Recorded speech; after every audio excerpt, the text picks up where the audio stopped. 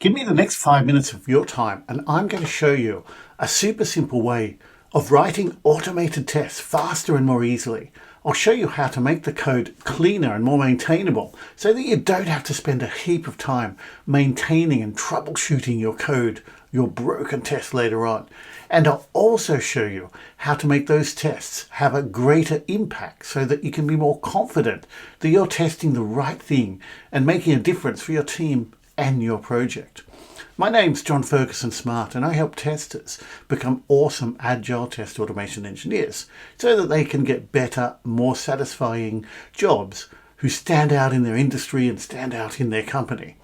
And in every video that I do on this channel, I'm going to give you immediate, useful, applicable tips on test automation and agile testing in general that you can apply to your day work so that you can grow as a tester and as an agile test automation engineer. So give me the next 5 minutes and I'll walk you through a super simple approach to writing test automation code faster, more easily, more efficiently, code that's cleaner and easier to maintain, and that as a bonus will make a bigger impact on your project and your team.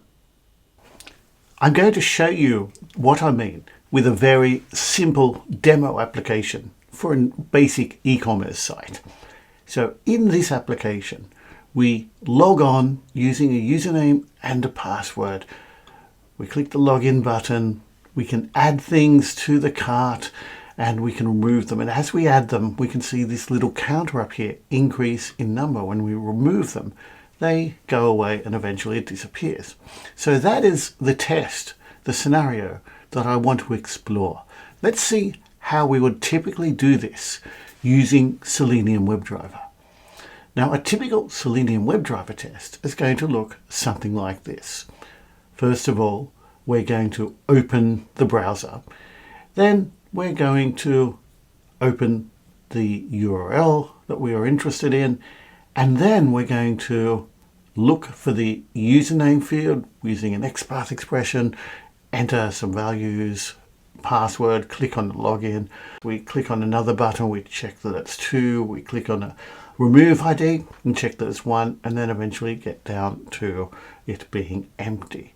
So that is a fairly typical Selenium WebDriver test, and you'll see the same sort of thing in Playwright or Cypress or any automation framework.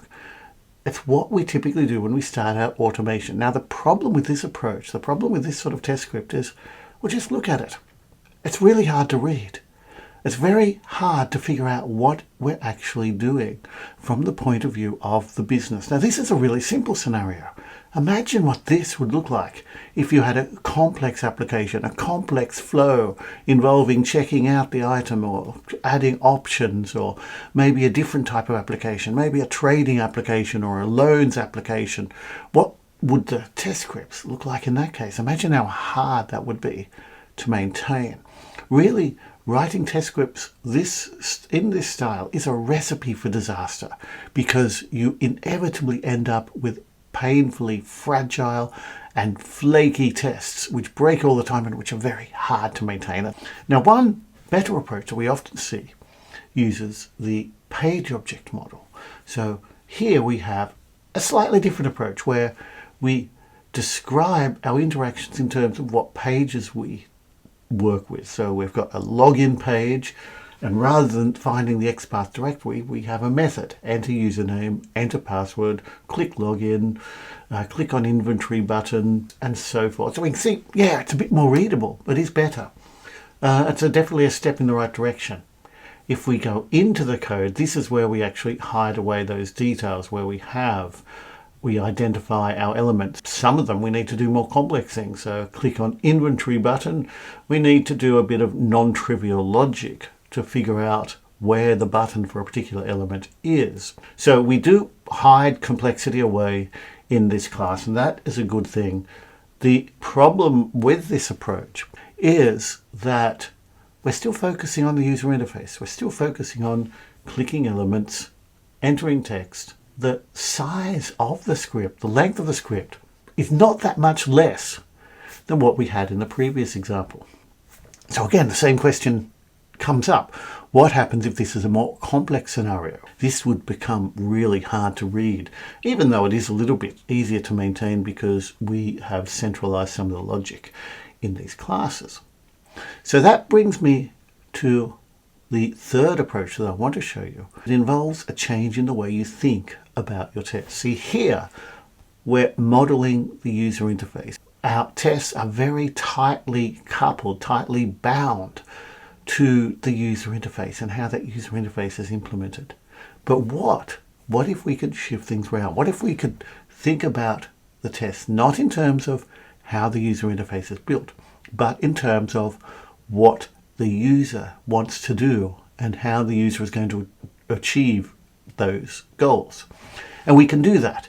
And one common approach is called the screenplay pattern. Now, if we look at the equivalent of this test using a screenplay approach, here, rather than talking about pages and clicking on buttons and entering text, we talk about Sharon, who is our shopper. What does Sharon attempt to do? Let's see things from the point of view of Sharon, our shopper. So Sharon attempts to add an item called the Source Labs backpack. She wants to make sure that the item count is equal to 1. Add another Source Labs bike, ensure that the count is equal to 2. We can see how much more readable this is. The beauty of this approach is that it makes it so much more readable and easier to maintain, and it aligns you with the business process. It aligns you with the business goals, the business needs, and that means that your tests are going to be much more meaningful. Anyone can read this and check that it's correct, and it's much easier to talk to your business folk, to talk to your BAs or your product owners and ensure that you are testing the right thing. Now, you might ask, where is the detail? Where is the complexity? Well, if we step into one of these, it's all layered into the details. So we have add an item called backpack. Is that done through the UI? Is that done through an API? At this level, we don't care. Inside, we see what the implementation is. It's clicking on the catalog page, add a cart button for this particular item. And that logic contains how we actually locate that button. So it's a button with the add to cart text inside the inventory item box for a particular product name. And the inventory item box is a page element located by this CSS selector, but that also contains a text. So you can see we're not doing very minimal CSS. We're not doing XPath. We're not doing any complex locators. We're still working in a very clean, readable style.